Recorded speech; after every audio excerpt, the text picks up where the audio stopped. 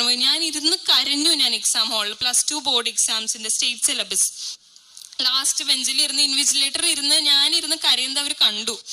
അത്രയ്ക്ക് ഡിഫിക്കൽട്ടായിരുന്നു. പൊതുവെ ഫിസിക്സും കെമിസ്ട്രി എക്സാമും ഡിഫിക്കൽട്ടായിരുന്നു. ഞാൻ വീട്ടിൽ ഹോസ്റ്റലിലാണ് ഞാനായിരുന്നത്. ഞാൻ തിരിച്ചു വന്ന് ഞാൻ മമ്മിയും പപ്പേനെ കരഞ്ഞുകൊണ്ടാണ് ഞാൻ വിളിച്ചത്. ഞാൻ പറഞ്ഞു ഞാൻ തോക്കും, എനിക്ക് എന്തായാലും ഞാൻ ഇപ്പം വരെ തോറ്റിട്ടില്ല ഇപ്പം വരെ ഒരു സബ്ജക്റ്റിലും. ഓൾമോസ്റ്റ് ആവറേജ് അബവ് ആവറേജ് ആ ഒരു ഇത് ഞാൻ ഉണ്ടായിട്ടുണ്ട്. എനിക്ക് എന്തായാലും ഞാൻ തോക്കുമെന്ന് പറഞ്ഞു. എല്ലാ പിള്ളേരുടെയും മുഖം ഇങ്ങനെ വീർപ്പിച്ച് അവരിരുന്ന് എക്സാം ഹാളിൽ നിന്ന് ഇറങ്ങിയത്. ഞങ്ങൾ ഭയങ്കര പ്രാർത്ഥനയായിരുന്നു.